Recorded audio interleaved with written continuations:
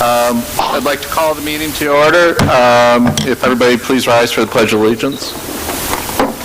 I pledge allegiance to the flag of the United States of America and to the republic for which it stands, one nation, under God, indivisible, with liberty and justice for all. Thank you, everybody. Tonight's format's going to be a little bit different. As you can see, we're going to have a video conference with M&M folks. They're up in the northeast area, which got the heavy snow. So instead of just doing a phone call, which those tend not to be very personal, we decided to try the video conference. So this is our first time trying this, so hopefully we won't have any major glitches. In terms of announcements and executive sessions, we don't have anything there. Attendance, we have missing Jim Phillips, Scott Dorn, and Herb Roth, and the rest of the board members are here. So appreciate you folks coming out tonight to see the presentation, the most updated presentation from M&M. And with that, I'll turn it over to Dr. Zerbe. Thank you, Mr. President, and good evening, everyone. This evening, as Mr. President had shared, we have Milo and McBroom on video conference with us. So I'll ask that the board, if they would be so kind to take their seats in the front row, will allow Mike Zuba from Milo and McBroom to start the presentation. Mike? Thank you, Dr. Zerbe. My usual partner, Tim Baird, is a little under the weather, so I have Nick Armato with me today. He's been assisting us along the way, just not traveling down with us for the meeting, so he'll be here to help with any of the information that we need as part of the presentation. Hopefully you can hear us loud and clear there. I just want to start off with recapping sort of the most recent part of the journey that we've had. Going back to February 20th, the board voted to close Audubon Elementary School.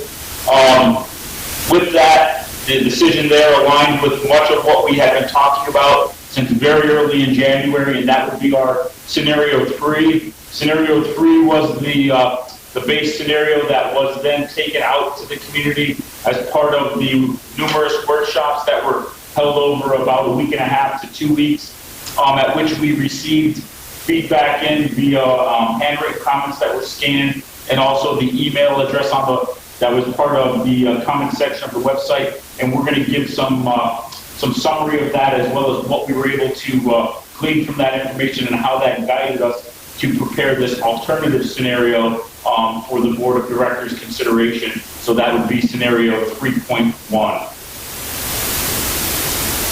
Just to touch base on sort of going back to our very early meeting in November, I believe, where we asked the board of directors to come up with criteria, and I know we received some comment and feedback as part of the community outreach on those criteria. And I just want to point out that these goals that we have 4 of them: balance enrollments, maintain neighborhood integrity, place students in neighborhoods, and keep those neighborhoods intact, and be able to strive to minimize travel time and ensure these alternatives are viable for the long term. Those are overarching for the entire scenario. That's what's guiding it. We understand that based on the physical placement or where the existing buildings are, where some of those travel routes are, where students are, that if you were to look at each person's individual circumstance in light of those, many meet the criteria, but some actually do not. And there are no criteria that can be applied and be basically well accomplished for everybody, where they meet everyone's goals. They were large and they were overarching to really provide the framework for how we develop our scenarios, and in particular our Scenario 3. Just to recap for those that haven't followed along, this is the one that got moved forward. We've identified those shifts, and I know we got some questions from some of the community on why am I impacted due to a closure that's happening on the other side of the community. Well, it really comes down to being able to utilize capacity, and it's almost like you have that ripple effect of the dominoes, where you move students from one area that causes an ancillary move to another area, and ultimately you then begin sort of crafting new boundaries under a 4-school alignment that best fit what what we're trying to accomplish. So that we try to minimize the impact, but we realize that there are impacts that are far away from Audubon School, which was the school that was closed. So it's just really the nature of going through redistricting like this. I'm going to start with our long-term. This was a future-proofing or really looking ahead, where we began doing projections, and under each of our redistricting scenarios, we then take the birth data, take all of the housing and demographic data, and then project those out forward. It's not only the students that we're looking at where they are today, but really looking at where those future students are. And under this scenario 3, or the 4-school alignment here, we had pretty good agreement with about 425 to 440 students on average for the life of the 10 years. We know that there's some dips as well as some rises in the data, and overall that's really what it fares out to be. Utilizing the buildings at 90 to 94% of our target, which our target has 10% headroom built into it, because students, when you group by neighborhoods and group by geography, which your elementary schools do, they don't always come so neatly packed together, and you don't always hit those class size targets spot on. But when we looked ahead 10 years as part of the scenario 3, and we are projecting under our high scenario, we are projecting that increase in enrollment. We can see that we're still operating within that capacity. All the schools are right around 420 to 460 students. So we were fairly happy with that performance. Taking a look at next year, which is really the key year on how many students are we going to have, how many sections per school are you going to have. We then look at what that number looks like, and we can see that we're going to have Arrowhead projected at just south of 400, Eagleville 424, Woodland would be the highest enrolled building at 435, and Worcester right in between at 412. But if you could follow along with my pointer on the screen, one of the key pieces that we began shifting now, and we began really looking at, especially for next year, it's not the seat capacity, but we really want to focus on the classroom capacity, the number of rooms that we're going to have, or the number of rooms that we're going to need as well. And if you recall, going back to our January 10th presentation, we had talked about this 4-section per grade school model needing a base of 18 homeroom size classrooms with half-day K, and then realizing that the student population is going to fluctuate with small bubbles and bumps in between the grades, that we needed some flex space, so we had talked about those 2 flex rooms. So when we look at next year and we focus on Eagleville and Woodland next year, just under our base scenario 3, we're projected to utilize about 20 classrooms in Woodland and 19 classrooms in Eagleville. So that's where you see that derivation or that deviation from the standard 4-section per grade model that we talked about. And with that, it begins to see that yes, even though we're not at our max capacity, we're pretty well utilized at these buildings the way they stand under this scenario, and we're using 75 of those 75 classrooms. And I just want to point out as well that as of yet, we still haven't landed those 5 district-wide programs. I know that's something that the administrators are working on, so that will also have to work within the scenarios that we're presenting tonight. Looking at our future enrollment, we looked at the individual staffing need that would be required. I'd like to just point out the overall trajectory, and I struck this grayish line right at the 5-year mark of our projections. So everything on this side of our projection horizon is really our first 5 years. Those are the projections that we have live births, where we have students in the seat that aren't driven by assumptions, but are always our most accurate. And then we have our next 5 years. So what we wanted to look at with each scenario was really looking at that first 5 years, and then looking at sort of the future proofing, and realizing that we have different levels of certainty with each of those 2 different projection sets, the 5 years versus the 10 years. So we looked at both of those as part of this process.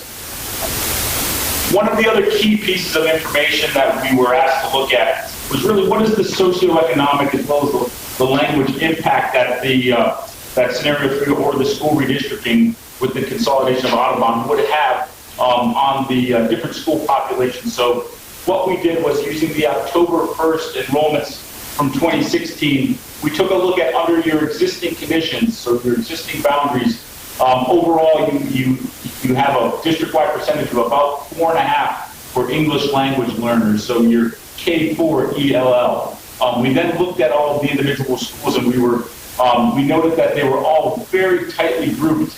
The greatest deviation from the district-wide average was in Worcester at 2%, where all of them were right around that 1% mark. And then we went through and we reallocated those students based on our scenario 3. Now, this is just for the K4 student population.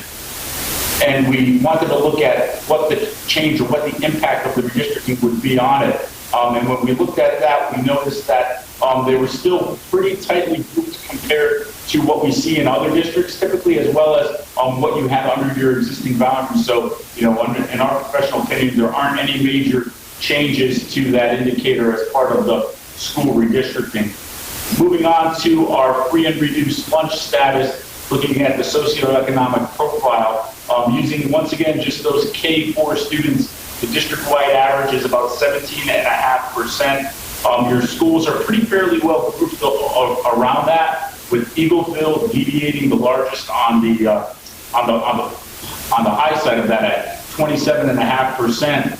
When we looked at scenario 3 with the consolidation of Arrowhead on the table just below that, we could see that we've brought that deviation at Eagleville down slightly. However, we've also increased the deviation slightly in Arrowhead. But overall, there is not a really major change from what we see when we look at these indicators as part of school redistricting, which we commonly do.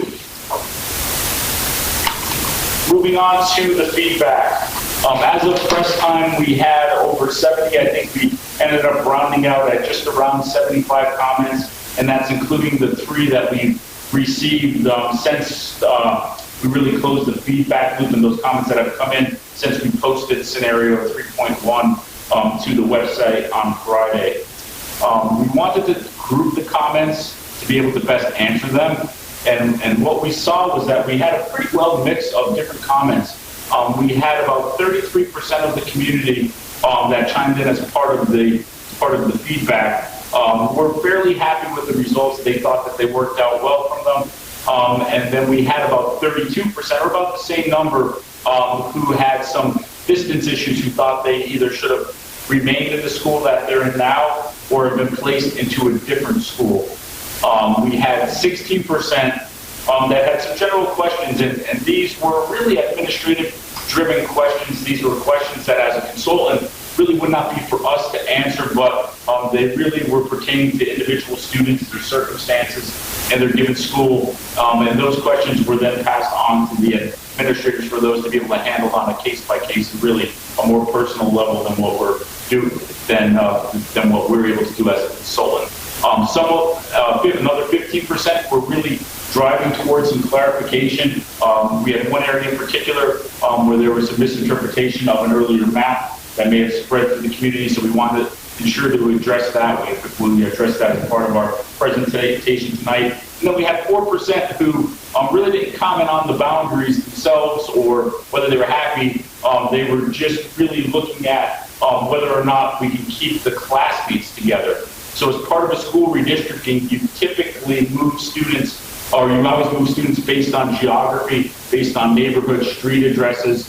They were looking to have their peer group that's, say, in their current second grade class, that's at Audubon or one of the given schools that were impacted as well, together as part of the move. And under those circumstances, it's not really feasible to be able to do that as part of a boundary redistricting.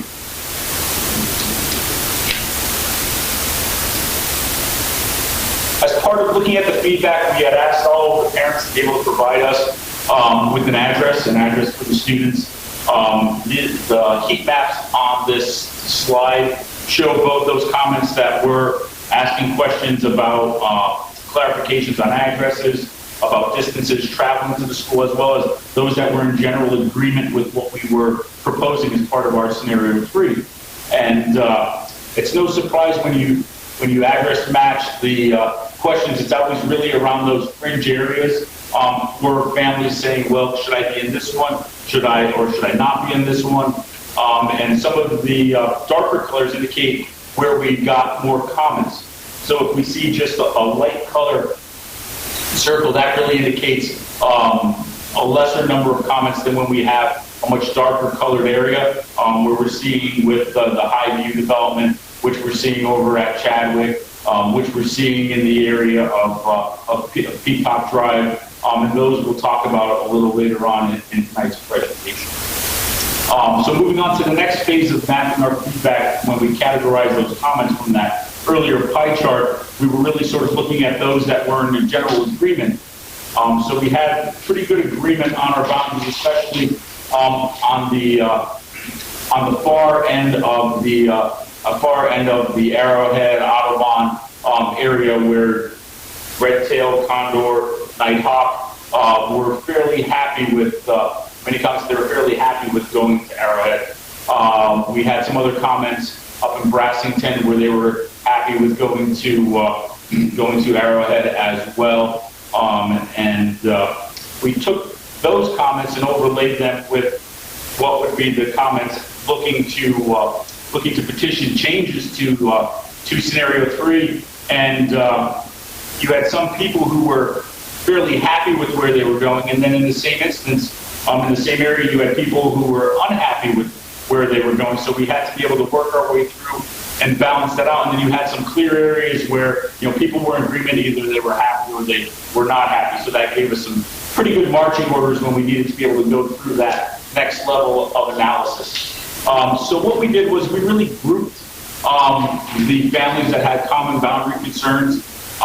We looked at the viability of addressing these concerns.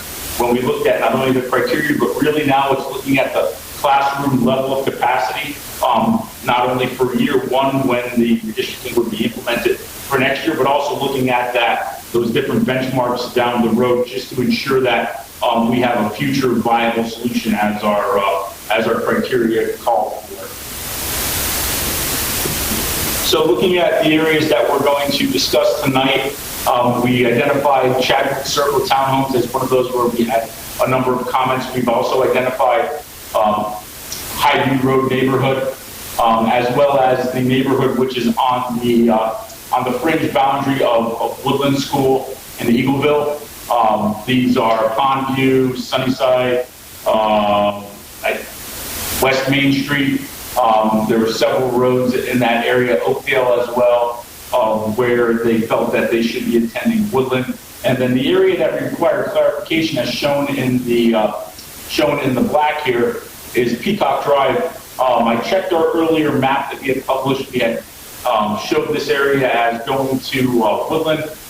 The comments that we received as part of all of the emails, they were under the impression that they were going to go to Arrowhead. We just wanted to really clarify that the Peacock Drive neighborhood is staying in Woodland, and that number is included in the capacity number for scenario 3, and it wasn't proposed that that area would be changed at all. So as we work our way through how best to address the individual comments, we have really a couple criteria that we always follow as school redistricting consultants. So we've identified the areas, we looked at the concern, we evaluate whether or not we can accommodate the hardship. We looked at areas that weren't wedge issues. So if several people were happy and several people weren't happy, it's very tough to make a judgment to change those areas. We also looked at proposing any adjustments needs to hold others harmless. So if you're not previously identified to move, we're not going to move you to accommodate someone else's request. So as the scenario stands, we're not making any other changes. As I talked about as part of the scenario 3 capacity, several of the schools from a classroom count, looking at Eagleville, looking at Woodland in particular, the request to add additional students into both of those schools, we had to look at very, very carefully, because we were already at utilizing 20 of our, or 19 or 20 of our full-size homeroom classrooms there. So we didn't have a lot of wiggle room to be able to accommodate everybody's individual concern. And then we went through and we looked at those, looked at what the number of students would be for next year, and then looked at the other demographic factors, including the live births in those neighborhoods, what we're seeing from a development standpoint, and then overall weigh that against our classroom availability, because we really want to have a plan that is long-term and viable. So with that, you have to be able to balance accommodating everybody's concerns today versus what needs to be done for a redistricting plan to ensure that you're not changing the boundaries a few years down the line just because you were more concerned with accommodating the parent community. Taking a look at the first area, which we're calling now sort of our scenario 3.1 for your consideration. It was brought to our attention, Chadwick Place was petitioning to remain part of Eagleville. They're currently part of Eagleville. Looking at sort of the centroid of Chadwick Place, and as the crow flies to Eagleville School, it's less than a half mile away. There was another townhome or another development within that area that was also going to Eagleville. I know we heard some comments on why didn't we use Germantown as our logical boundary. When we took a look at having the boundary line there, we were concerned with having too low of an enrollment at Worcester, and Germantown runs the entire length of what that future district would be, although it would make a logical boundary choice. We had to come on this side of the boundary to some degree and ensure that we had sufficient enrollment over in Worcester to meet our guiding criteria. Looking at Chadwick Place, we had about 10 K-3 students in that neighborhood, and we also went ahead and looked at the number of births there, and those then got included into our enrollment projections. The other area we looked at was on the Woodland Eagleville boundary. We heard numerous parents' concerns in this area, requests from running from basically Main Street over, as well as Oakdale over, including Sunnyside, including Pondview. Really taking a look at those areas that we're highlighting here. Conservatively, when we went through and looked at the K-3 students there, we counted 40 current K-3 students that would be in that area. Based on our earlier discussion that we just talked about on scenario 3, we're already at 20 full-size classrooms at Woodland. Trying to accommodate an additional 2 classrooms worth would be very difficult. To be able to grant all those requests would put Woodland over capacity. So what we wanted to do was really look at what area could make some sense and still be able to accommodate the students in not only Woodland, but now looking at this potential change with respect to the earlier change in Chadwick, in which we're looking at about 10 students coming from Worcester moving into Eagleville, so we have a net of 10. So we looked at an area roughly bound by the yellow line, and we'll touch on what the exact streets and ranges are in a little bit, where it really kind of netted out at Eagleville, and then our concern was, well, do we have enough capacity at Woodland, and what does it mean there when we look at the birds? And we thought that this would be a reasonable compromise to still be able to accommodate some of the parent requests. Obviously, we're not able to accommodate everyone just due to the capacity issues. We also looked at the Highview neighborhood subdivision. It's about 1.5 miles or so, or equidistant between Arrowhead and Eagleville. That's as the crow flies. I imagine transportation may be slightly different there depending on the route of travel that the individual may take. There are currently 30 K-3 students residing in there. When we looked at placing this large development into Eagleville, we had some general capacity concerns there. Just from a classroom count, we were already at 19. It looked at pushing us to using all 21 classrooms there. So we would be using our base of 18 plus 3 more. And one of the things that came up when we began looking at not only the current year or next year, but also the future projections, was really Arrowhead, that we would then not have great parity between the buildings from an enrollment standpoint. It would drop Arrowhead down to the mid 300s there, leaving Eagleville and Woodland then up around mid 400s themselves. And we knew that that was one of the concerns, was having these disparate schools with different size enrollments there. We're trying to right size the enrollment to the building so we had equal enrollment pressure spread throughout. So that's not something that we moved ahead with. It was our call on that one. We're leaving it up to the board to make the final decision, but that's not reflected in our scenario 3.1. I'd like to point out as well, we had a lot of single requests from parents asking us in various areas, well, I would like to be in Woodland. Most of them were really revolving around either Woodland or going into Eagleville, remaining there or being moved into there if they were in Audubon. And a lot of it came down to is, I have one student, I have two students in the system. We went back and we looked at all those.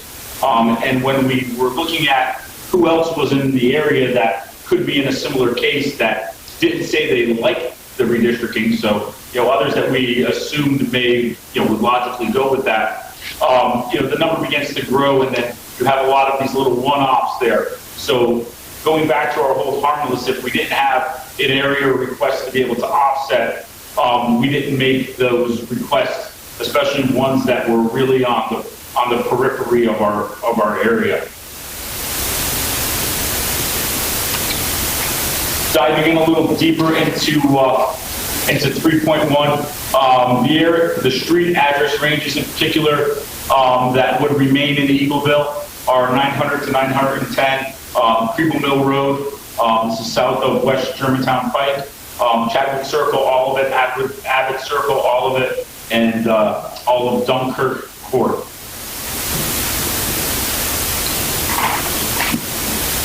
Looking at our other area of the Woodland, Eagleville boundary, we've highlighted the proposed area of addition for 3.1, found by this yellow block colored in by the woodland brown color.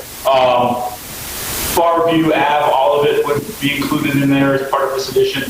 102 to 133 Clearfield Ave, basically bound by Belmont and Woodland, all of Woodland Ave, and then 103 to 135 South Trooper Road. Since posting scenario 3.1 on Friday to the website, we received several follow-up emails from a family along Oakdale.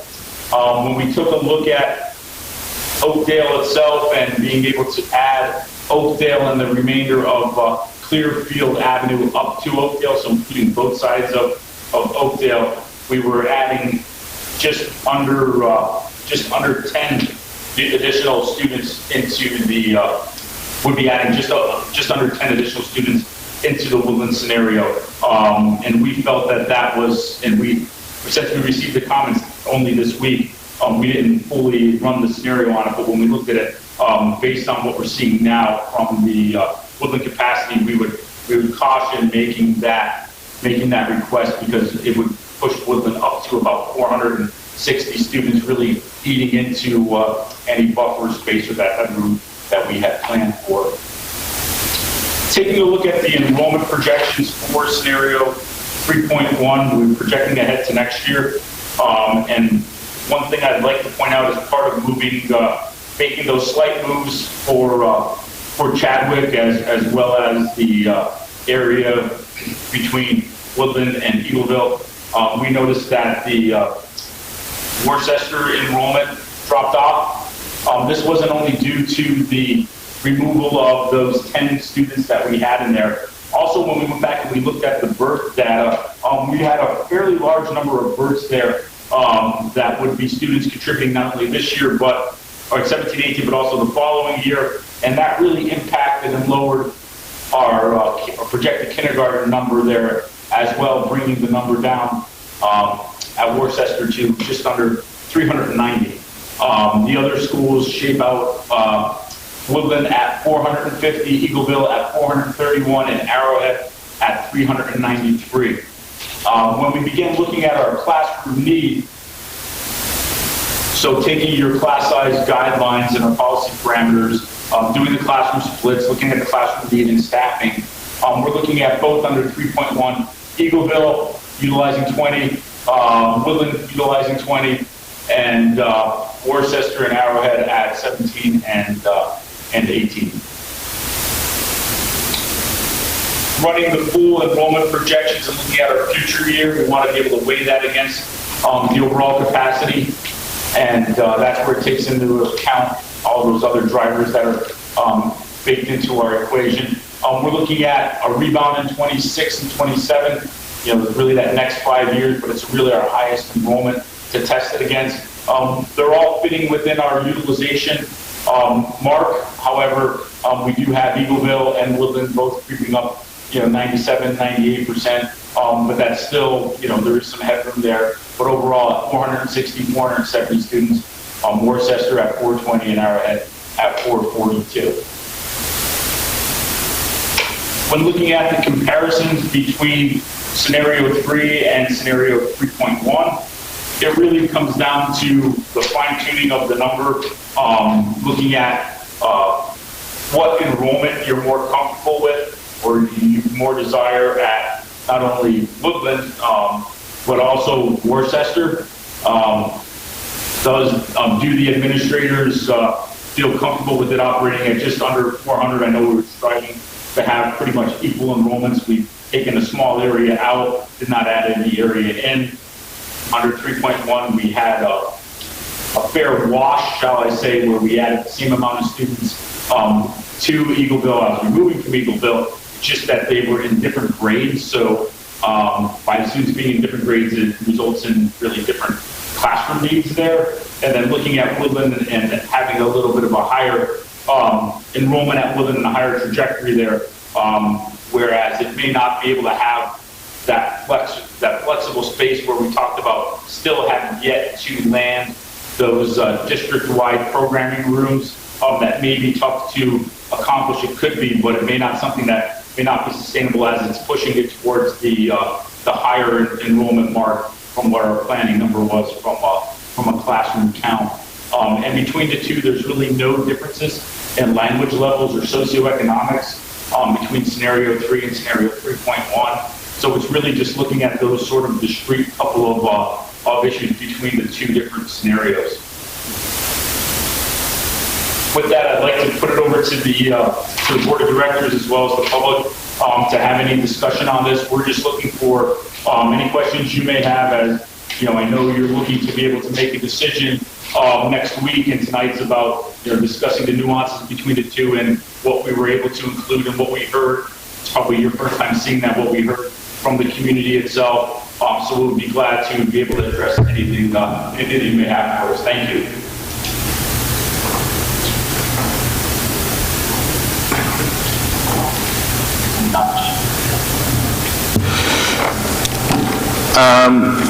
Before I open up to questions from the board, first, thanks M&M, another great presentation, a lot of detail here. Really appreciate your work on this. Why don't we start now with Andrews, and do you have any specific questions? It took me a while to wrap my head around this, so I apologize. Some of my questions might be a little late. And I needed to get another map from Montgomery County, and which I have in front of me, just so you know. I'm confused about the whole Germantown Avenue boundary. You said you didn't want to use that as a boundary, but it really looks to me like you did, other than a small juncture. So I'm confused about that. I'm also confused. Our district is comprised of 2 townships. That's not a big surprise to anybody, but I'm curious why Worcester Township just wasn't the dividing line, because that seems like that would fix the problem of Worcester being the most underutilized school. So that's my question. It's kind of goes together, because you said you didn't use Germantown, but to me it looks like you did, other than a very few neighborhoods, if at all more than one. And we have less kids at Worcester, and Worcester needs to start developing. Yeah, I mean, good. I'm actually just taking a look at a big paper map myself to help best answer your question.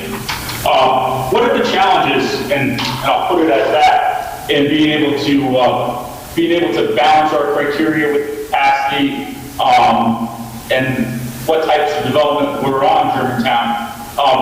Having Eagleville School fairly proximate to Germantown is a challenge from the standpoint of you have some of these townhome developments. These are higher density. You have students that are currently going there. They're fairly close.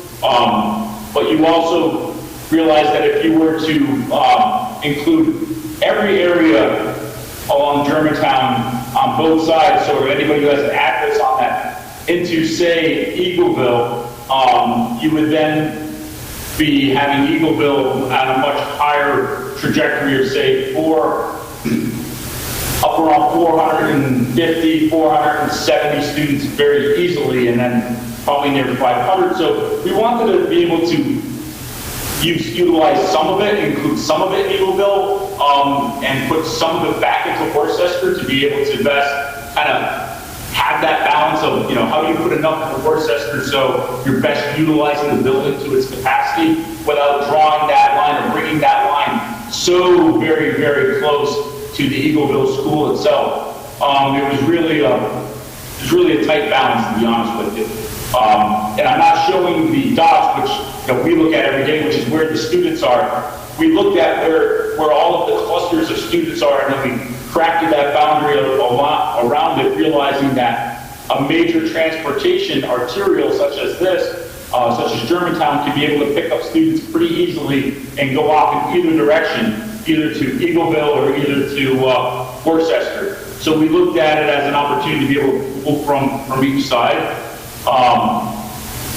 There never really is sort of the perfect boundary where it definitively follows that major road or that river, something that's a hard edge, where you wouldn't just draw from a county boundary in particular. We really try to balance the number of students that we would have, that we thought was necessary to be able to have well-utilized school buildings, to be honest with you.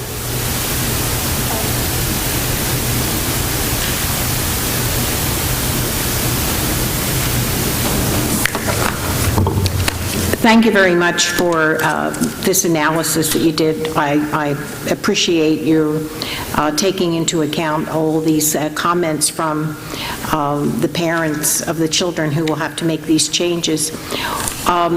There were a couple of comments, and I don't know it's within your ability to deal with, but related to traffic issues and problems with turns and things of that sort. Did you consider any of those? We didn't do any traffic analysis on intersections that may back up at peak AM times for students dropping off, parents all coming from a certain area, I think a bad light in particular. That really isn't our forte as part of this. We did look at what rough traffic times would be, but we did not look at what it would be to route buses, how to build buses, what the busing times would be. We don't have expertise in that. Thank you.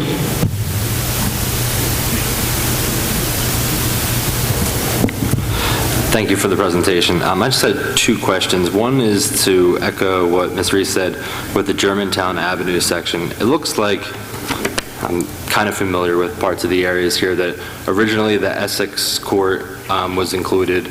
Now we're talking about possibly putting in the Chadwick Circle townhomes. Do we know what the total number of homes or students would be for the area to the, I guess it would be considered to the east down Germantown Pike? Because I know a lot of that's businesses and stuff, but it just seems like you included, two of the major ones and not probably the couple little smaller ones that would have been there. Yeah, I actually looked at that and I got comments one on Monday, to be honest with you. I looked at, I believe it was Heritage Road, and then I looked at the students that were residing with the Germantown address. And the combination of those two areas, we had 5 current students that are in Heritage, and then we have 13 overall that would be in the area that we just described. We had looked at, because the comments we had were they were requesting going to Eagleville. So it would add a little over a dozen current students into Eagleville. We received the comments, and those were new to us on 3.1 after posting it, and it wasn't something we had the benefit of time this week with all of the week's weather events and all, to be able to run full projections on there to see exactly what it would be if all of them were into Eagleville. Our concern would be fitting them into Eagleville, what it meant from the class side,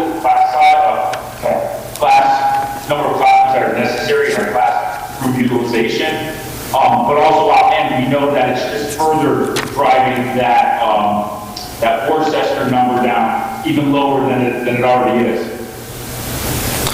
Okay, yeah, just one last comment on that section there is that I think that, you didn't take into account necessarily transportation, but I would think that that would make things easier transportation-wise for a bus that's basically taking kids to Worcester that would come from Worcester, have to cross over Germantown Pike to pick up those students, and then have to go back across to get the rest of the students from Worcester. So I would think from a transportation aspect that including Heritage and those few homes on Germantown Avenue might be beneficial to those families.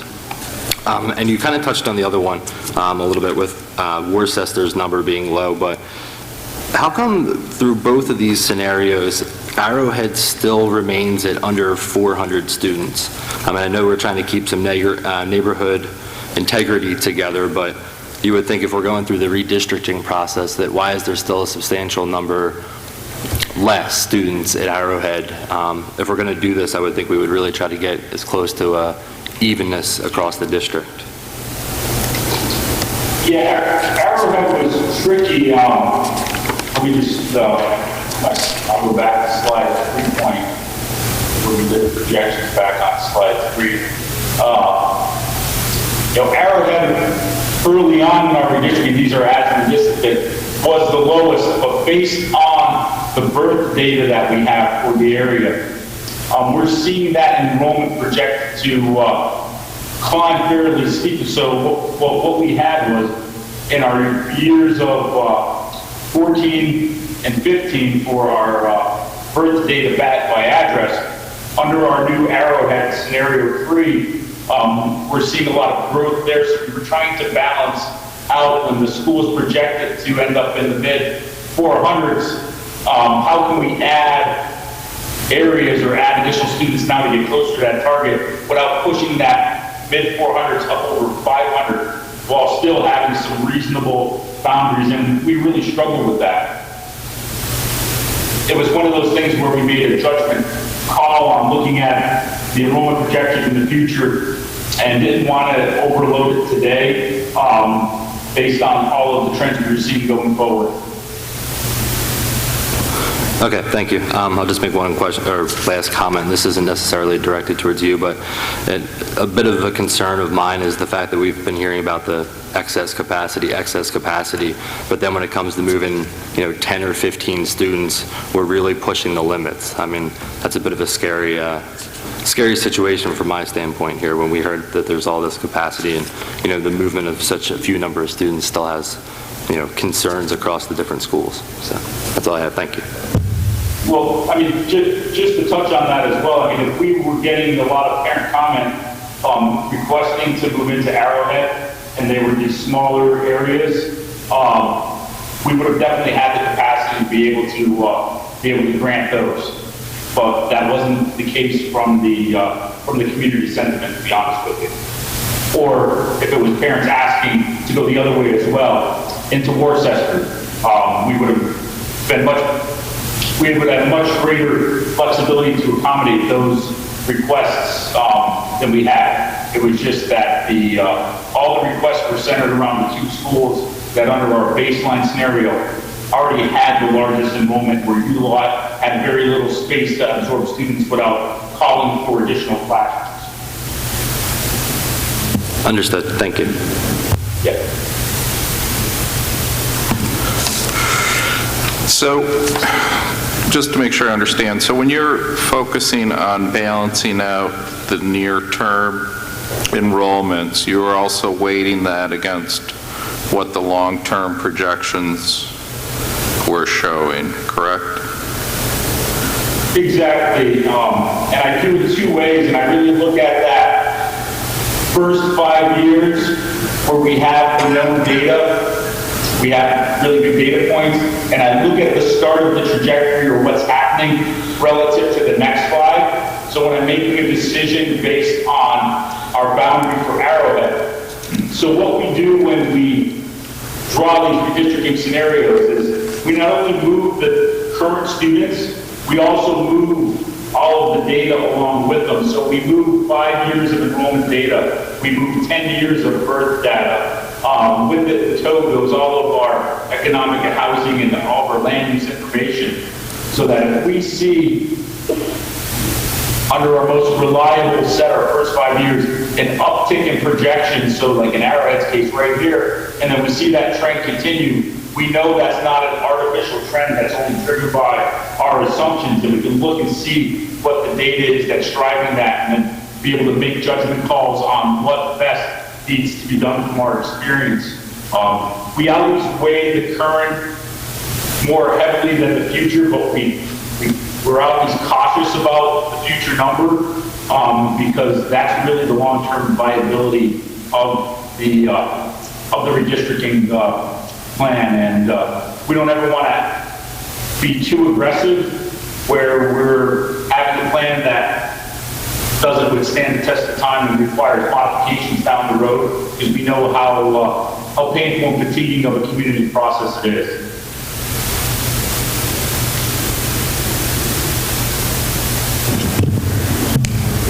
Thank you for the presentation tonight. Very thorough and detailed, again, as the others have been. I have a couple of concerns, mostly related to neighborhood integrity. I want to echo what Andrea and Mike have both said about the communities that are on Germantown Pike.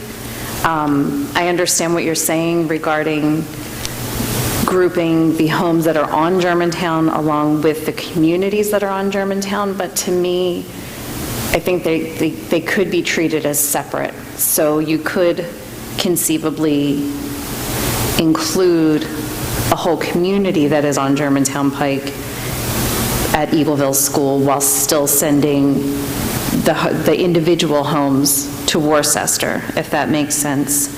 I think it would help to alleviate some potential transportation concerns, and I think that it would help to maintain some of the neighborhood integrity that we're concerned with. My other concern regarding neighborhood boundaries is related to Oakdale and was Woodland going to Eagleville. I'm having a hard time understanding the dividing line and why it was moved to, I'm not going to get this right, I guess it's the other side of Farview, or to Woodland, I'm sorry. So you would be including Woodland going to Woodland, but not Oakdale. And having driven through that neighborhood many times, to me, that's all one neighborhood, and to the people that live there, that's all one neighborhood. So it's one of the few cases where I feel like we're dropping a line right through the middle of a community, and we're talking about 10 students that would be then going to Woodland. I understand what you're saying, that we're utilizing all available classroom space there, but if you look at it on a class-by-class basis, the only way that that could potentially be a problem is if all 10 of those students happen to be second graders. We would still be able to accommodate 10 students without pushing our class size policy. So I guess I'm just Yeah, wondering. Go ahead. No, it's a good question. This is one that we would actually, and just as Heritage came up, leave those decisions up to the board on determining what they feel comfortable with, to be honest with you. As I said, I'm always a little more cautious, especially when it comes to the higher end of, you know, our capacity that we're looking at and adding more students. And I understand, you know, looking at it, you look at it as one cohesive neighborhood. So I went back and I looked at adding basically all of Clearfield up to Oakdale and adding all of Oakdale. And yeah, it would add 10 more students overall. So for next year, you would be up at 465 students. You would be at utilizing 21 of 21 available homeroom spaces. So you would be at your max, and you would have class sizes that would be right on the cusp of what your upper limits for classroom loading are at. Just looking at a good practice, so to speak, when we know that you know, Woodland overall is one of the areas that we're projecting to grow as part of this, even though it's going to, you're all going to dip down, but it will grow in the future. It's just hard for me to make that recommendation knowing on day one you're going to be at max capacity. It's sort of that balance of satisfying the concerned parents, allowing them to stay, versus setting yourself out maybe not in the best position. I'm just advising as a consultant. If you want us to go ahead with it, we'll look at doing that. But it does draw concern when you look at what the classroom need is there, and it would preclude you from having a free classroom to be able to have a district program there. So one of those 5 programs that we talked about landing, it would definitely preclude that from happening. So When you say that Woodland would be at capacity at 21 of 21 homerooms being used, is that the data that's on page 25 of the presentation? yeah, looking at 25, that number does not include the 10. I just did it on the back of the napkin as we got the comment on Monday, when this was already set in stone. So currently under 3.1, you would be utilizing 20 of 21. You would have 4 sections per grade for 4th, 5 sections per grade at 114 students for 3rd, roughly 89 second graders at 4 sections at 2nd grade now, loaded at 22.2, so 0.2 students higher than what your max class guidelines are. You know, we talked about flexing that space out, it being a necessity to be able to accomplish it. We would be flexing that out. You would, and your 1st grade would be at 5 sections at about 18 to stay within your class size guidelines there for 90 students. And you would have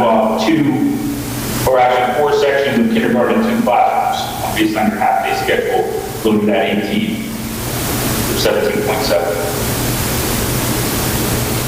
Okay, I'm looking at this and I'm just seeing that at 22.2 students per class in 2nd grade, it's actually the 3rd in size. It's actually smaller than Worcester and Eagleville. So I appreciate that it is ultimately the board's decision. I guess I'm trying to understand where your concern is coming from so that I can take it into consideration for my vote. My concern is really coming from the projection I'm showing here.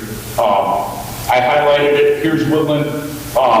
You're opening up, and this isn't including those 10 extra kids. I'll just point out it's not including those that we're talking about. So those 10 would be in addition to that. So you would be up here. You would open up post-redistricting, utilizing every one of your regular classrooms as well as all of your flex space. you're projected to dip only very slightly, and then out 7 years, you're now projected to rise back up again. If adding, say, a portable classroom at some point in time in the future, if those class splits don't come out exactly neat, so if you do have a bubble in there, when you're already utilizing 21, you're essentially taking a programmatic room away to be able to turn it into another instructional room. I'm just cautioning you on that. Or if the board has an appetite down the road to add an expansion or portable space or whatever the case may be, then, I mean, that would change the decision now, wouldn't it? You would be much more apt to go ahead and have a more cohesive neighborhood, keep everybody happy, if you had the capacity and the interest in being able to add that space. I'm just looking at what's there today, looking at the projections, and providing some guidance. Well, I appreciate all the information. Your responses have been incredibly thoughtful, and to be honest, if I didn't know better, I would swear that you guys were from this area, because you really seem to have a good understanding of the neighborhoods and the community, so I appreciate that. Thank you. Yeah, and to follow up with Kim, again, thank you for your time and your support over the last few months, especially with the criteria that we gave you, that it's not necessarily, you resolve one criteria and cause a problem with another one, so understand the task at hand and the thoughtfulness in it. Can you remind me the rooms for the district-wide, the assumption, was that 3? District-wide instruction? No, we're going to have to find, based on not only where the boundaries are, but where the need is, based on our new boundaries, so where those students that would require the program, we actually have to place 5 classrooms. Okay. You know, it's pretty odd. I mean, if there's a need in Arrowhead, you have space there under this scenario, that could be a home. So it really is, you know, leaving it up to, you know, not so what the administrators of that question that I'm looking is, would Woodland, as drawn here, ever warrant the need, or does it warrant the need for a district-wide special ed classroom? And, you know, that could also go into that discussion then on, you know, do you want to utilize all of the space for instruction and have the more cohesive neighborhoods, or do you want to reserve the space for district-wide programming? Okay. This is more a question for Dr. Zerbe. One of the conversations at the property committee was the summer work around the possibility of putting partitions into some of the classrooms to increase the capacities within that. I assume that none of this has been considered by M&M. You're referring to the conversation about splitting the classrooms for pupil-related services.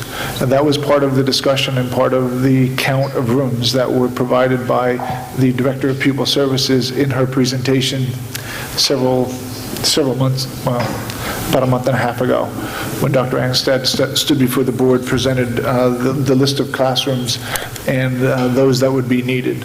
So yes, we recognize that there are classrooms that are full-size that aren't required for the certain pupil-related service that is provided in the classroom, and therefore it's our determination that we will be splitting those classrooms in half and providing related services in half of the size, which is appropriate for those services being delivered. So if I hear you correctly, Dr. Zerbe, then they're already been accounted for from an additional capacity? Yeah, even the 5 district-wide classrooms have all been accounted for as part of our process. The challenging part is, until we know where the students are, we may make decisions that place, where capacity is available, place the most students in the location rather than transporting them elsewhere, like we do in some instances. Yeah, that leads into my next question, actually perfectly. From the principle of Worcester, seems, if we're looking at slide 7, and we talk about the more accurate aspect of the children that have been born, I guess, from the principle of up to the dotted line to the less accurate of the future. And we see the dip in Worcester, and we're already at the lower capacity in Worcester from a utilization perspective. So it sort of seems to me like the empty rooms for the district-wide instruction are going to be in Worcester, which are going to be on the far end of the school district. So I'm just pointing that out as a concern that it seems that with these lines, we're sort of locking ourselves into some decisions that may not be ideal. I just want to make certain that we have only certain classrooms in the district at certain buildings, and students from all over the district now go to that particular building. For example, communications is only in Arrowhead, and so students from... Point taken that some of them have a lot of travel all the time already. I understand.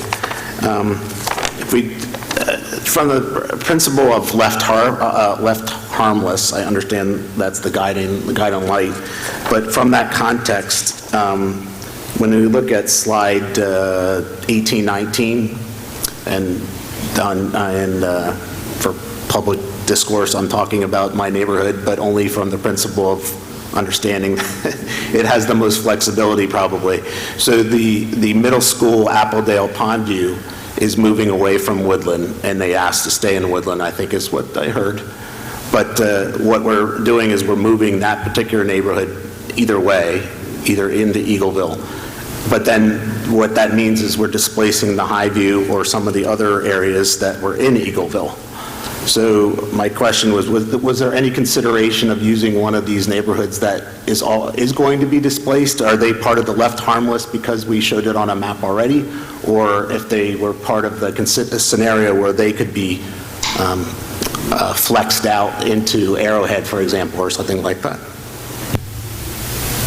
Well, for the whole harmless, what we were referring to was those impacted families that were in scenario 3, so that everybody who identified where they were at in scenario 3 said either I'm okay with this, I'm fine, I'll wait for the letter, I'm not going to follow the process. We didn't want to go ahead and to accommodate a request now and change where they were going, whether or not they stayed or they were moved. We didn't feel it was fair to them, or don't feel it's fair to them, to move them as part of accommodating somebody else and essentially create another problem where they're going to be like, whoa, whoa, whoa, I didn't know I was even involved, I was happy with where I'm going, why am I being moved? In response to Highview was in the original proposal to go to Arrowhead. And when we looked at Highview, and we looked at the proximity to Arrowhead and Eagleville, just, wise, realized there may be some differences in transportation, that we need to be able to put some students into Arrowhead. We thought that was one of the more logical areas just based on proximity alone. So to say that it went 1-for-1 with your neighborhood, that's not really the case. When we looked at your neighborhood, it's a little bit equidistant between the two areas, realizing that we're going to have these sort of wedge areas or areas that have the domino effect that, they're being moved to make room for others. All right, thank you. And almost there, guys. I understand the principle of allowing Arrowhead to grow from Mike's question, especially since it seems like the projections for additional growth is primarily in the Arrowhead School District. But again, I question the leveling for Worcester, to be honest, because it looks like it's going the other direction and they're already on the lower end. So to echo Mike's point about, we are already seeming to not having a whole lot of flexibility. So I conclude with this question.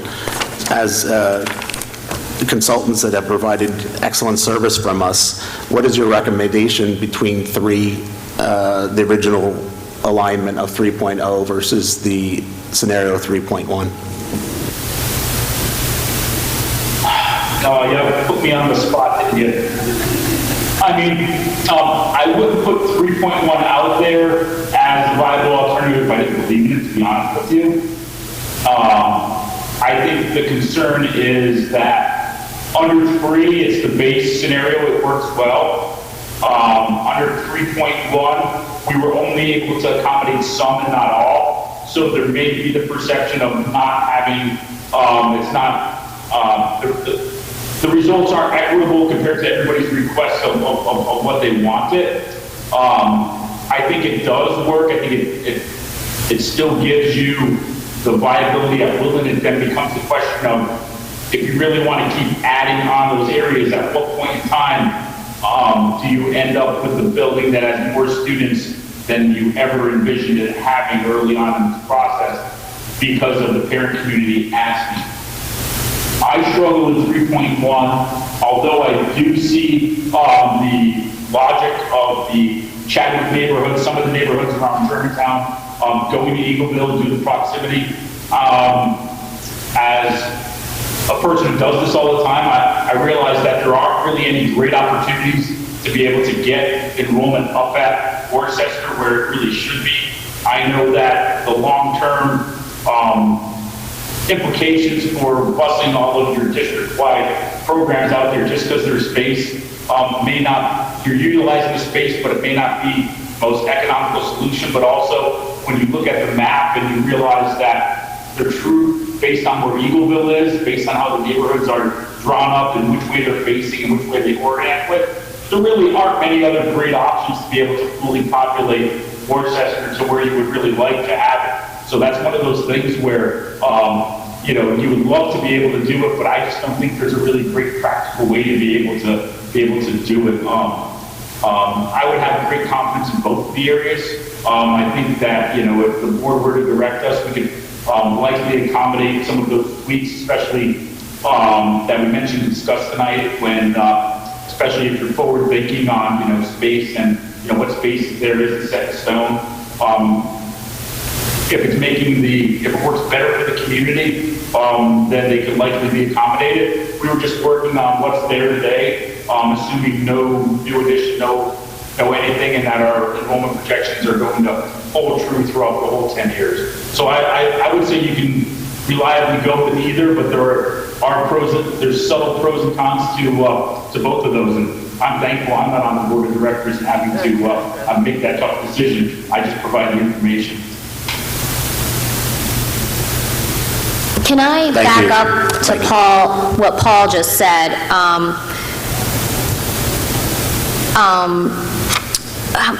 You have had a lot of experience with that, and when I looked at it, I went, oh, okay, everything makes sense. And I looked at the feedback and kind of did a very small scale of what you all did. And I'm sure you've run into districts like this, and you have to help me, because as of right now, I'm uncomfortable with it, and I wasn't uncomfortable with it until I got a map of Montgomery County. The people that live in Worcester, they know they live in a different township. They pay different taxes. They go to different township meetings. They vote for supervisors who vote against development. I personally feel that due to the numbers, and only the numbers, and I kept saying, well, where does Worcester line? I didn't know because I live in Lower Providence, and I finally got a hold of it today. And I personally feel like, I'm sorry about the distance. There's back roads. They don't allow a lot of lights there, so guess what? Traffic's a lot lighter. And I personally, I don't know how much time it would take, would prefer, I feel like that makes a better boundary, and I'm not the expert, so I could be wrong. So if you could fill me in on what could be wrong with that. I do see the proximity. I get it. I understand it. I happen to live equidistance between two elementary schools, so I'm in a different spot. But I personally am uncomfortable with this, and I didn't know that until today, so I apologize. Well, since I'm the only person here that lives in Worcester, so yeah, this town of supervisors support what the people that live in Worcester want, which is the green space, the open space. And because the people in Worcester want that, they pay a lot more for their homes. So you look at the amount of school taxes per home on average, it's a lot more over there to have that. So it's not the comment that the township supervisors are doing something, it's the township as a whole supports that idea, and that's the way they want it. So. Fair enough, and I don't want it to be township versus township. We're all part of the same school district, so that's not what I mean. But what I mean is, I would think that those people that live in Worcester would understand, here's a beautiful school, it's being underutilized, not underutilized, but the rest are getting jammed. We know homes are being built that are going to Arcola. I know the corner of Northwest and Trooper where nobody lives, people have been trying to develop that for years, which would bring in, I mean, there has to be a give and take here. And I appreciate the difference of the two townships. It's nice to live close by to a township that's so green. I happen to live close to Ridge Pike, and it's not as beautiful. I chose that because I wanted my grocery store closer. So I wish we could move it, because the numbers show that there's more room at Worcester Elementary, and the numbers show there will continue to be more room there. So if you look at the long-term projections under 3.1, Arrowhead is tracking down near Worcester in terms of utilization. So why is there the interest to push students into Worcester and not Arrowhead? I guess I think there's some development going on that's going into Arrowhead, and also the way the building's makeup is. But I could be wrong about that. I know the way the building is set up, I felt like there was more opportunity there. And when I look at the long-term projections, I see, about a 4% difference in utilization between the highest utilization, which is in Eagleville, and the lowest, which is Worcester. So from my perspective, the long-term utilization is fairly consistent. Yeah, you could tweak it a little bit, but I don't feel like we're jamming one building to near capacity long-term and leaving another building underutilized. It's only about a 4% difference long-term based on their 10-year projections. I guess I didn't realize, and I know I've looked at these numbers lots of times, but I just didn't realize that Worcester had the lowest capacity, only 448. And I know I've looked at that number a million times and just never sunk in. So, any other questions comments from the board? Okay. Dr. Zerbe, did you have any questions or any comments? I do not. Okay, good. Then really it's just opening it up to the courtesy of the floor. Does anybody want to step up to the podium, have any comments? Yeah.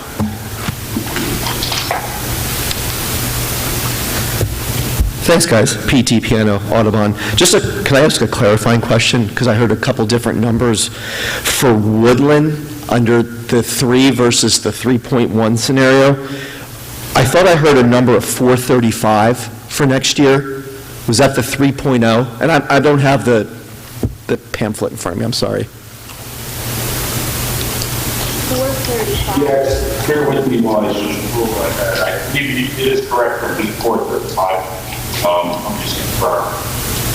And then if it was 3.1, that was 466? For scenario 3, it's 435 for next year, for 17-18, and under 3.1, It's 454. And what was the current capacity of Audubon this year? I think everyone knows where I'm going. It's hard to swallow when we close one school and then we could possibly have kids in a new building at the same enrollment. So I just wanted to clarify. For more capacity analysis, we identified the maximum capacity at Audubon for our January at 468 with the enrollment at Audubon at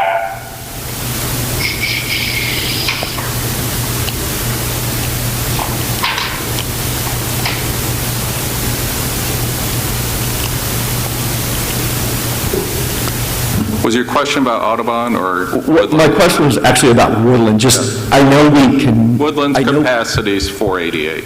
And I know we can never mathematically get anything balanced. I'm concerned as the Woodland number continues to rise and how the apartment complex might also get factored into that year by year by year, which may not be as predictable as birth rate and anything else. Thanks for listening.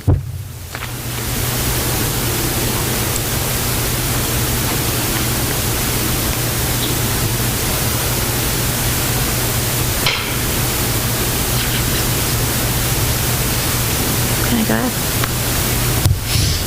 Erica Sabinski, future Woodland parent, current Audubon parent. I don't know how accurate this information is, so I'm going to ask a hypothetical question. I believe that there are some new homes coming on Woodland, and I wanted to make sure that those have been factored in. I believe that there's 2 homes there that are, they have signs in front of them now for future development. Anyone who travels that knows there used to be a giant Trump sign in front of one of them. So I believe that they're being set for development of 9 single-family homes, and I wondered if that is factored in. Any potential kids that could be in those homes are factored into Woodland. I know from home construction it can take a couple years, but didn't know if they were factored in. Since we're looking at... Which street or where about, I didn't pick up on that. I think it's Woodland, L-A-N-D, not L-Y-N. The same street that Woodland Elementary is on. I believe that there's 2 properties that are going to have combined 9 homes, is what I was told.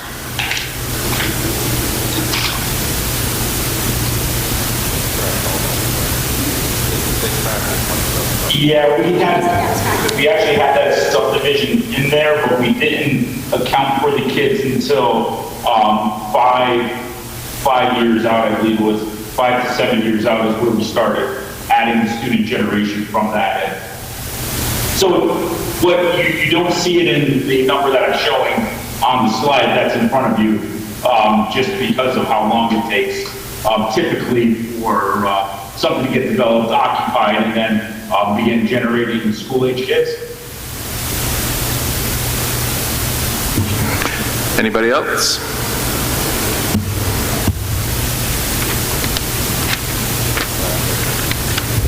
Nikki Kralovich. First of all, to the board and Malone and McBroom, thank you guys very much. This has been incredibly educational. I've learned a lot about my community and the different areas, and M&M, you can tell that you guys have done a boatload of research to really get to know this area. Like Kim said, you would think that you guys live here, so thank you. One question I did have, on the heat map that you had where the complaints were coming from, I noticed that you had mentioned that you received something from Heritage Drive, which is where I live, but our heat, we don't have a circle on our area, and I know a couple neighbors have sent some stuff in, and I guess the reason that I'm asking is I just wanted to know if that was calculated in, because it seems that the neighborhoods that did get moved in scenario 3.1, it was sort of the squeaky wheel thing where the squeaky wheel gets the oil, which makes sense when you have so many people who are providing feedback. Our neighborhood is it's very small, and there's only, I think, 5 kids that are K through 3 in there right now. So I was just wondering if maybe that factored into why Heritage Drive wasn't on the map, wasn't really considered in being moved, or I'm sorry, staying in Eagleville. I mean, when we deal with the community feedback, it really is, sad to say, it's a squeaky wheel. You know, we're the outside consultant. We don't live there every day. We're using our best judgment and our knowledge to create the lines, but we got numerous emails. They occurred after we had posted scenario 3.1. So the heat map, everything that reflects, and all of our comments that we discussed reflects what we got out of the community from the workshops and the feedback since then. They don't reflect the comments that we got since posting 3.1. So 3.1 was in response to the community, and Heritage was one of those that responded afterwards saying, hey, you know, you looked at Chadwick, we're almost equally as close, there's 5 students here. So we got that on Monday, and we took a look at it. We didn't have enough time to capture it in this presentation. We had the presentation all completed on Friday in advance of Snowmageddon. But in looking at the numbers, it comes down to, you know, if you were to only, as one of the board members said, and only include the 5 students in Heritage into Eagleville, could that be accommodated if we didn't do all of Germantown? And I think our answer to that is, well, yeah, it could be, but we would be looking for the board to give us the charge to go ahead and modify 3.1 in order to reflect that, and to do so just because it was sort of out of that initial feedback loop and when we reviewed everybody's comments. Real quick, we were given all the feedback, and Heritage Drive there was one prior to the thing and one after, and I personally think it all should stay in Worcester, so that's not why I'm saying that. Because there was a couple feedback that didn't even have addresses on them, and I was like, I don't know where you live, so I'm not sure. So I don't know if we asked, where do you live? But there was one prior to. I'm just letting you know. Yeah, I would apologize if it did not have an address. I don't know.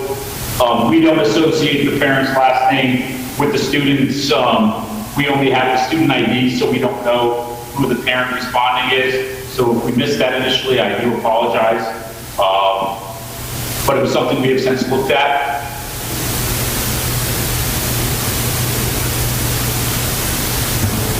Any other public comment?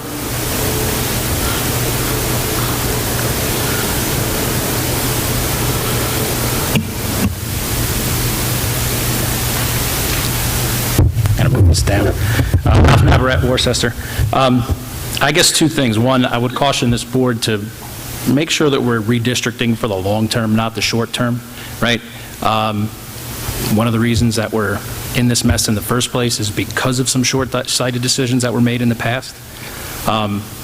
Personally, the one thing, I guess, for the consultants, do you guys have a plot of actual utilization rates at the schools instead of just the raw capacity numbers?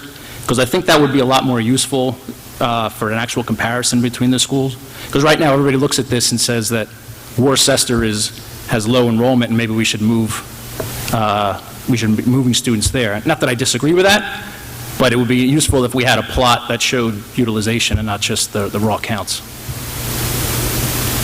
Yeah, I mean, as part of our couple of our earlier presentations, if you go back and look on the website, we went through and ran projections that looked at your capacity and created your utilization curves. Okay. Going out 10 years, that kind of helped inform us of what's going on if we don't do anything. So under the 5 schools, and then we use that same information where we're then sort of tying it into what we're seeing here as part of these, and we gave you different snippets along the way of where we're seeing that utilization to be. Okay. Yeah, it would be helpful to have them, though, for the individual scenarios now that we're talking about. Yeah, and I guess the other point I'll make, too, is that, you know, we're talking about, you know, trying to max out class sizes. We're talking about 22, 23, 24 kids potentially in second grade classrooms. I know the optics of it are probably poor given the fact that we're closing a school, but if the right decision for the long term And the best educational option then is to even keep class sizes small and do it, and add a modular onto a Woodland or an Eagleville. It's probably the best option in the short term, right? We should be looking to push our growth areas to the schools that can accommodate the growth, right? Eagleville, we talked about, as the best potential opportunities for expansion on those grounds as opposed to, say, Woodland. We should be looking at moving those districts in that direction, excuse me, those homes in that direction. Thanks. Thanks. Anybody else? So, one couple more comments. I was doing some math. If you do look at the 3.1 scenario in the long term, you know, where do things end up? You know, the capacity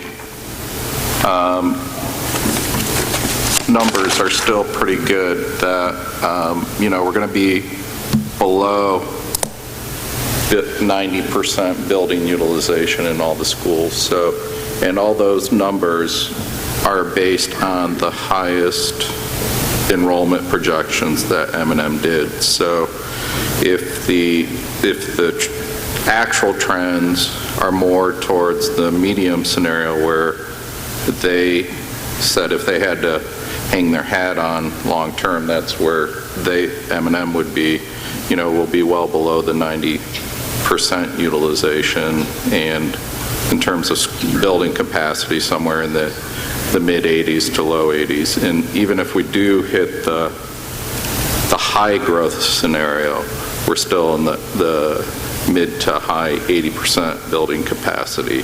So we'll be in, I think, in good shape long term if one of those trends they actually end up being representative of what really happens. So, any other comments or questions?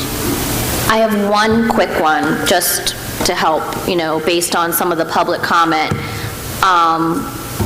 including the gentleman from Worcester, because he's right about we're able to add on and there's no problem, whether it's modulars or something bigger. So I do understand that area of where there's going to be growth, that's where you should build.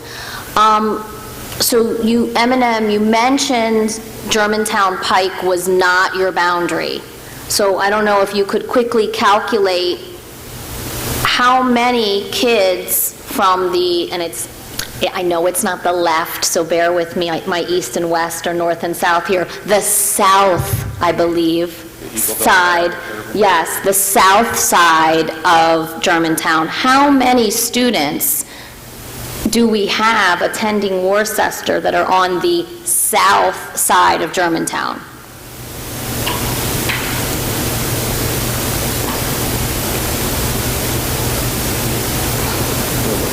Yeah, I know. Yeah. Counting Heritage, there's about 10, give or take. So really, Germantown is the boundary, I would, except for those 10 kids. So I don't know what to do with those 10 kids. I don't know what the best answer is, but it does seem a little weird to me.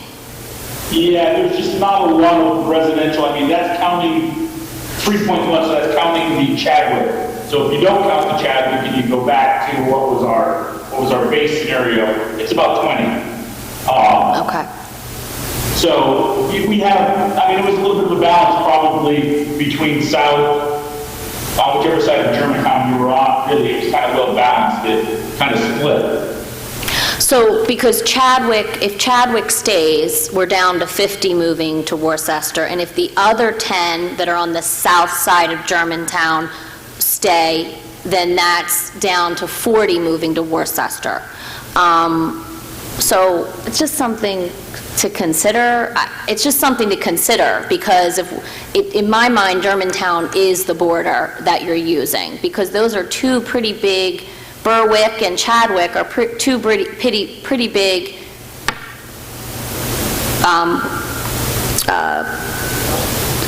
developments, yes. And I do, so that's just something to consider.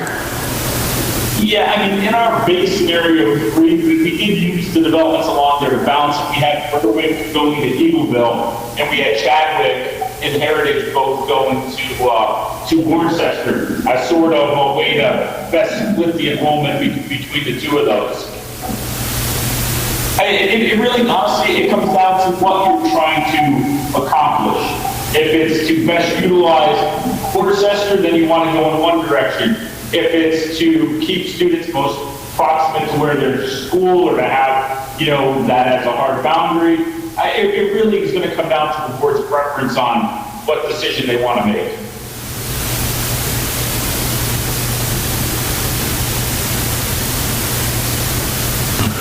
Any other questions?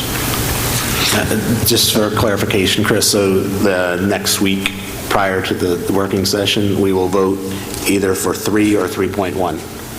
Nothing, not 3.05, or just to clarify. Well, that was the only thing I was going to make a comment on. I would need the direction on what to put on the agenda for that evening. Is that where we're at? Okay. And I don't believe in, here I am, I wanted everyone to go to Worcester, but I understand, that's just me spouting out ideas because this is the only time we have time to talk about this. But I do have, we did just add some kids to Woodland through 2 streets, but we left that one alone. And I know we can't make everybody happy. I hate to even bring up another scenario, but we're here all for a reason to get this as close to right as it possibly can get. We've got Brenda Lane, which is in Arrowhead, which is fine, but they were the only ones kind of away from Sunnyside. So I know we're never going to get this perfect, but we've made this major decision to close a school, and now we have this other major decision, and we have great consultants helping us, and great ideas, and there's not a lot of people here, and so I feel like it's on us to make the right decision. So should we, I understand the gentleman's concern about adding those 10 kids, but we did just add 10 kids to Eagleville. It just doesn't seem, to me, I tell my students and my kids this all the time, life's not fair, but there's got to be some level of fairness. Keep in mind that scenario 3.0 was to balance the schools as much as possible. 3.1 was to accommodate as many of the community members' comments and requests as possible. So, 3.1 is really a representation of taking into account as much of the community's comments that were provided. And it made sense in terms of the numbers and integrity of the neighborhoods and all that to make some of the changes, and then it made sense not to do that. So, when you're bringing up other scenarios in other neighborhoods, anything that people voiced a concern about, they looked at here. So for me, these 2 choices are the best choices. That helps me, because this is all new to me. I've never done this. I'm sure most of us sitting here have never done this. Maybe Dr. Zerby has, but okay, that helps me. Okay. Yeah, and just to clarify, we actually did look at Brenda Lane, and we got comments from one family there, and then we looked at the total number of K-3 students that were also resided on Brenda Lane, and we had a total of 7 students on Brenda Lane. So everybody's, me, and then when you look at the neighbors, it's kind of what I said early on, it begins then expanding, and if you accommodate this one and the neighbors and that one and the neighbors into the desired school, you could ultimately end up with a 600-student school and all the rest of your schools at 300 students, but very happy parents. So I'm fine with keeping 3.0 and 3.1 as 2 of the options that we could vote on. However, I feel like there was enough commonality in some of our feedback tonight that might net a 3.2 or a 3.1A or whatever you want to call it as a subset. But I would like to ask if we could have as a board, another 24 to 48 hours. If you get the same feedback from more than one board member, could we possibly add another voting item? I know that we shared some of the same concerns about the Germantown Pike dividing line, and I just, in the interest of making sure that we've not just received this information, but digested this information, so that we all have time to go home, look it over some more, think about it some more, sleep on it, and if we feel like there need to be any tweaks. Now, obviously, if we all come back with something different, we can't have each of those scenarios as something that we vote on, but, if the majority of the board says, I'd like to see X, Y, Z happen as a possibility, I don't know. I guess I feel like if we're limiting ourselves to those two choices, then there isn't really a whole lot of opportunity for us to do anything with the information we were given tonight other than accept it or reject it. I guess I'm fine with that, but to a certain extent, what's that implying? So we have one option that was purely done with the consultants and their expertise in terms of balancing out the numbers. And we have another option that is driven by the community, right? And the community feedback. If we introduce a third option now, it's the board's option.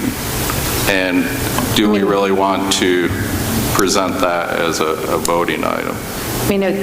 To me, what I heard tonight was the board echoing some of the same concerns as the community, and concerns that for one reason or another, which Mylone and McBroom have explained, they decided not to incorporate it into the scenario, with the caveat being that ultimately it is our decision. So if we say we wanted to look at that Germantown Pike boundary and change it, if we say that our vote is either 3.0 or 3.1, then we no longer have the option of moving that. But if I'm the only one that wants that, I'm open. We don't have to. It doesn't have to go further than this. If I'm the only one that's making the suggestion, I'm open to considering it, but I just, what I said was my perspective on it. So, if we look at the pie chart, we see that a third of the people who did contact us were happy with the results, and another 20-some% were specific administrative issues that will be dealt with independently of how this is done. That's more than half of the people. And to me, that suggests that what was originally done was probably the best given the circumstances that we have. And to go to 3.1, it seems to me, is to try to deal with some of the concerns that some of the people had and make them happy, and as a result, we're not intended to make them happy, but they will be. But some of the other people for whom it wasn't convenient for us to accommodate them, they're going to be unhappy. And if you started with less than half of the people were unhappy for reasons other than specific items, it sounds to me like 3.0 is probably our better place to be, without giving a choice. So Brenda,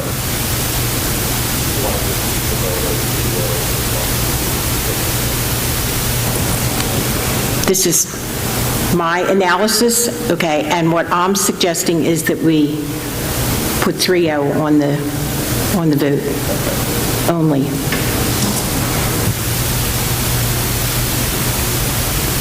I'll just quickly chime in here, and I don't want to put words in Kim's mouth here, but I think the idea is there was 3.0 and then 3.1, which took into account community feedback. I think it sounds like 3.1 missed some community feedback due to a deadline, a quote-unquote deadline of a certain date. I think it would really be 3.1, including the feedback that's occurred since that deadline. And it sounds like that would basically be the Germantown Avenue dividing line.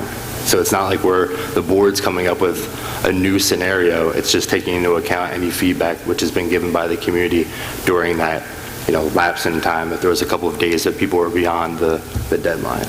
So my thing would be 3.0, the original, or 3.1, taking into account all the feedback that's been given.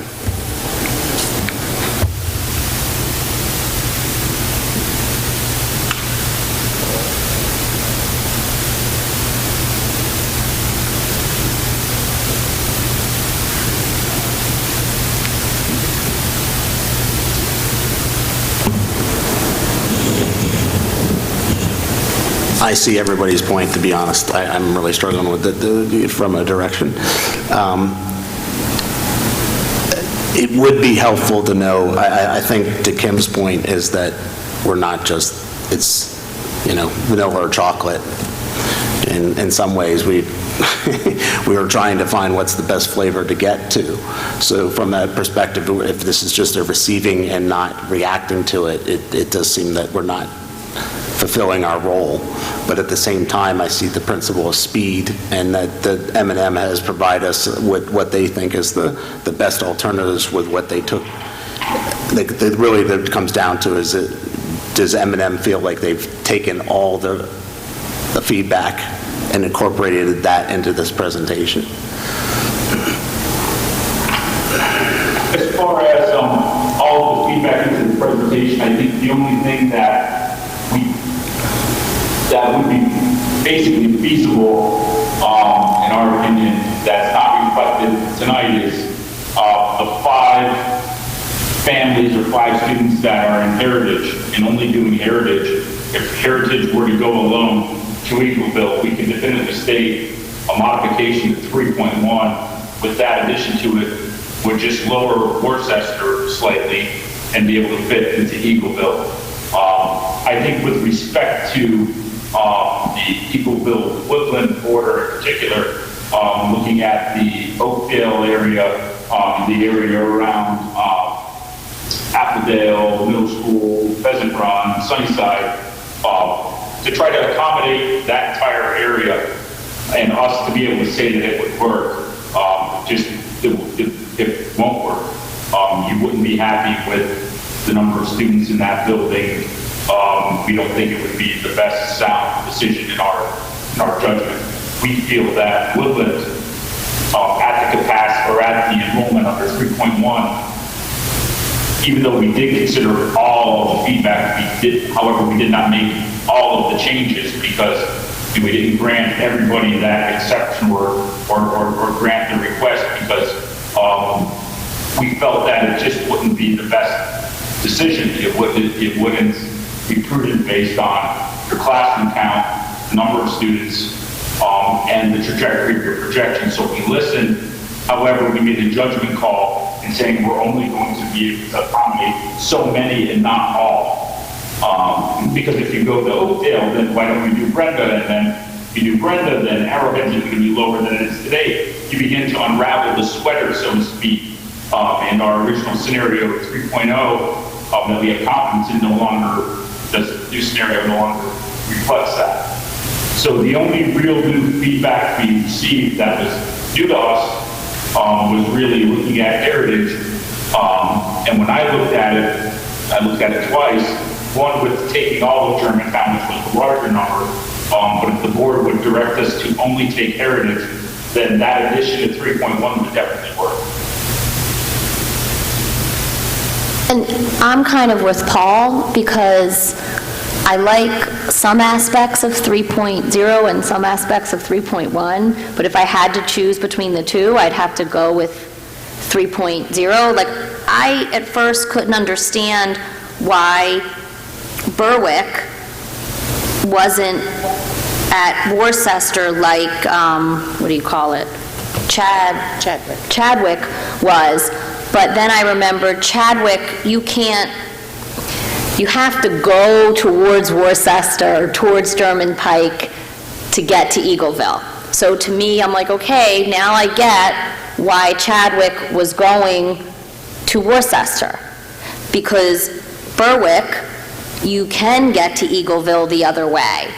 But so to me, 3.0 looks better because then you're also not leaving the other problem at Woodland where you've got one street on the other side of Ridge.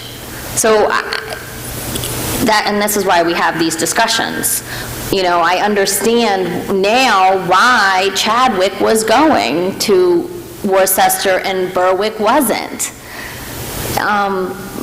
But I'm not happy with leaving one road alone. I'd rather leave a development alone. So I'm not helping here, but if I had to vote right now, You're sharing your thoughts. yeah, because this is like, if I had to vote right now, I'd have to say 3.0, because you don't get to pick and choose in a way. I mean, I give us credit for trying to get community feedback, but I kind of see why the experts did what they did.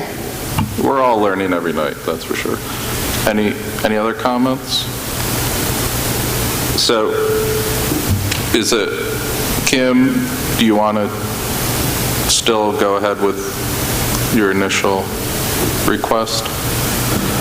It doesn't sound like that request is shared by the rest of the board, which to me then means I would be the only one giving a possible alternative, and I'm one vote out of 9. So Okay. if it's the wishes of the rest of the board to just keep it limited to 3.0 and 3.1, I'm fine. I don't know if I specified, but I'm fine with these two options, I think. But I will say, I mean, we have the gentleman from Mylon and McBroom saying that we could add heritage to 3.1, add that move to 3.1, because it was something that they hadn't considered prior to tonight. Yeah, it's five families that... So are we taking that recommendation from them and moving those families back to Eagleville? I'm fine with the way they are, so I'm kind of indifferent to moving those 5 families. Okay. I hate to speak again, but I would say that since one option is the best option from Mylon and McBroom and one is community feedback, I would say heritage has been part of the feedback from the community and can work, just include it in 3.1. So you have a clear-cut decision of what is probably the best scenario from M&M or a community feedback. Was there feedback from Heritage regarding that? I think that's what we just heard tonight. Yeah, there were 2 of the 5? one prior to, and, and Their feedback was what, to move?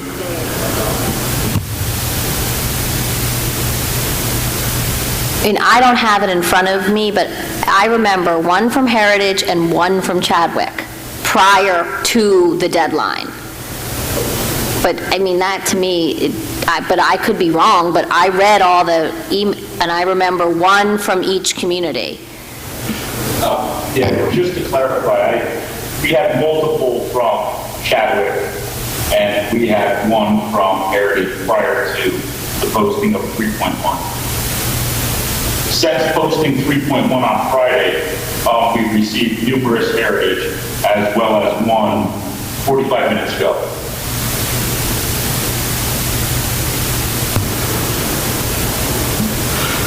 So you received numerous from Heritage that want to keep that in Eagleville?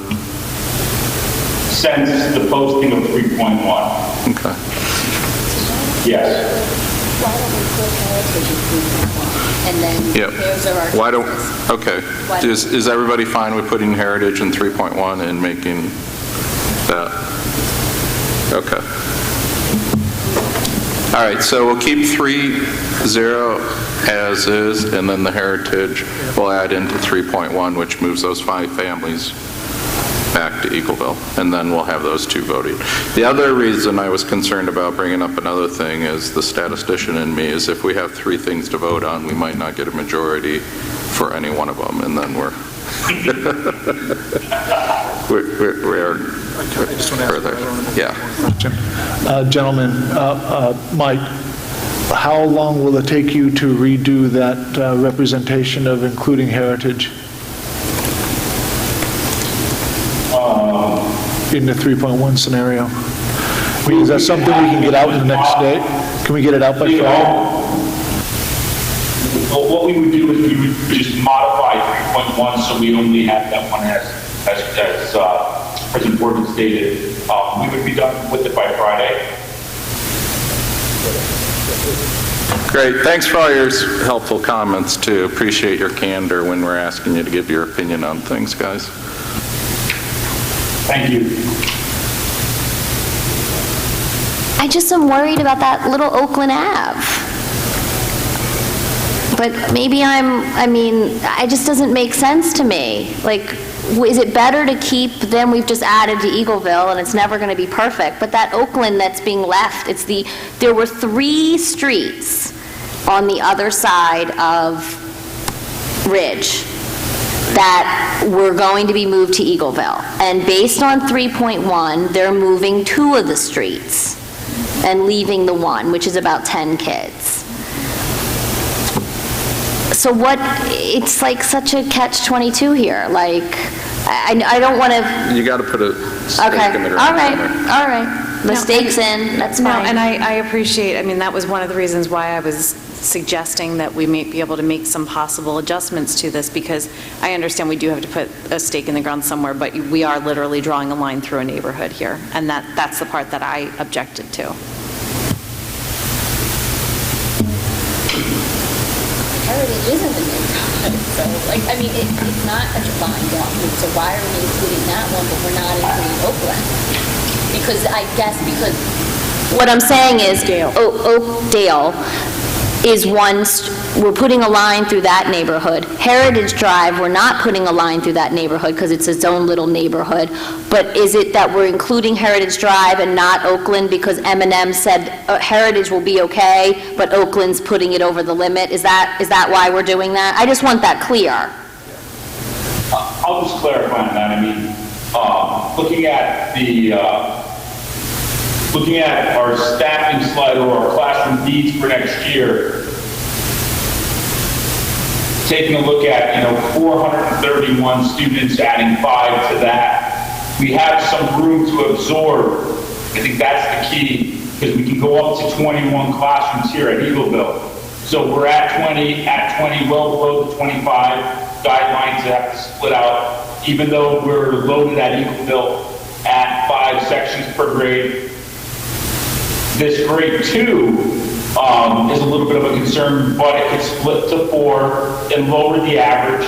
So because it has overall lower average class sizes, you're typically able to absorb students a little easier if the students are spread out between grades. When I look at Woodland, and we're there up against it, but we're at 23, 22.7, 22.2, 18, and then we're adding 10 to that. And we actually did look at the birds there, and we did look at the future enrollment there. We become a little more worried because you could be starting out at day 1, utilizing all 21 of your classrooms with class sizes tending to the higher side. That's all we're pointing out. Well, then, to that same point, I almost wonder if it would be beneficial for that neighborhood to move the line back to where it is in 3.0, but keep the rest of 3.1, because to me, leaving one street out of the neighborhood seems more unfair than leaving it kind of split in half. Does that make sense? Because if you look at the line in 3.0, it's kind of down the middle of the neighborhood, whereas at 3.1, you're literally just chopping off one street. Did you look at all the other boundaries to see if we're splitting any other neighborhoods? As best I could. I looked at all the ones that we got feedback around. And Are we splitting any other neighborhoods? not where there's feedback. Because I can tell you, I looked at every single email, I read every single one of them, and I looked at them on the map. But regardless of whether we got feedback or not, is that the only neighborhood we're splitting in this exercise? I don't know, you've had the maps as long as I have. I can't say for certain. That's a question for, I know I'm looking at you, but I'm really asking M&M. M&M, are we splitting neighborhoods?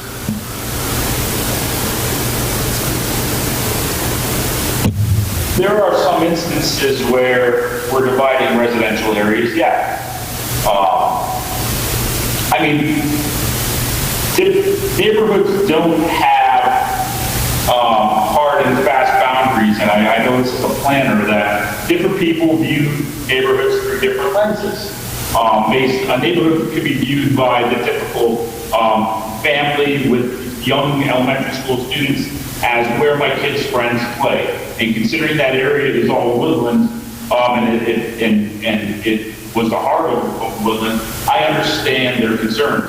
Others view neighborhoods based on the style of housing, the age of the housing, how the street feels, how it looks, if they're commercial. I mean, there's different ways to view a neighborhood. And somebody can make the case for splitting neighborhoods if they feel like it is not their desired outcome in my experience. And I'll just leave it at that. It's not the first time I've heard the excuse of, or the reason of splitting neighborhoods. I mean, I personally do 6 to maybe 8 or 9, sometimes 10 redistrictings a year. And, we hear a lot of cases, and it then becomes it's my neighborhood, or when I bought the house here, or, I imagine we would be doing this, or so-and-so lives down the street. There's always a border. And when the border, unfortunately, is that close to the school building, it becomes very difficult to define where it should or shouldn't be. And what we rely on always is the capacity and the comfort of the board to be able to operate at the given capacity that we're showing, and allowing them then to take our information and our technical analysis and our then professional opinion and then make their best decision. Again, I know I do not want to do your career, because it's one of those jobs where you're going to annoy somebody along the way during the process at the end, for sure. But the one question I do want to ask you, you mentioned about the woodland using up that one additional classroom, and it's sort of counterintuitive of what I should be saying, but when would we, looking at the slide 7, when you're looking at the woodland peak is next year. So from the projections, when would we use that other classroom if we weren't going to do that, from the principle of moving Oakdale down? We're using if that's the peak, that would be the time to go to 21 classrooms. Yeah, what it is really looking at this number on slide 6, where you have these bubbles come through. If you were to get extra kids, even though it doesn't really show in our enrollment projection, but if you have an anomaly of students at a certain grade where you would then have to split out an extra classroom, that's how it gets gobbled up. That's why it's important to have that flex room there. It's not being driven by forecasted growth. You're likely going to need the 20 going forward, based on the number we're showing. It's if you get another bubble grade is where you can really have some concern there. And I understand that, but in the short term, the bubble is in the most immediate term. So in the next 5 years, we're saying we have the most confidence with the accuracy of the numbers for Woodland. So from I'm not saying total enrollment for the school bubble. What I'm saying bubble is if we get a bubble at a grade where it would require you to split out an extra classroom, then you wouldn't otherwise have to. So, for example, on slide 6, if for some reason in Woodland where we're showing that second grade is at 84, we're at 21.1. If that number were to climb above your 22, and it necessitates a split, well, you wouldn't have that classroom to then split. You would just have to have a second grade that has higher than what your practices for class size. So the fact of not having a classroom is going to impact you on, you are at the mercy of potentially having some larger class sizes, and you need to be able to weigh that because you're not going to have potentially the ability to break out another section. I mean, how much do you want to be sort of, how much of a buffer or future-proofing or whatever you may want to call it, leeway do you want to have there to be able to maintain those class sizes versus being able to accommodate the requests that we're hearing, is really what it comes down to.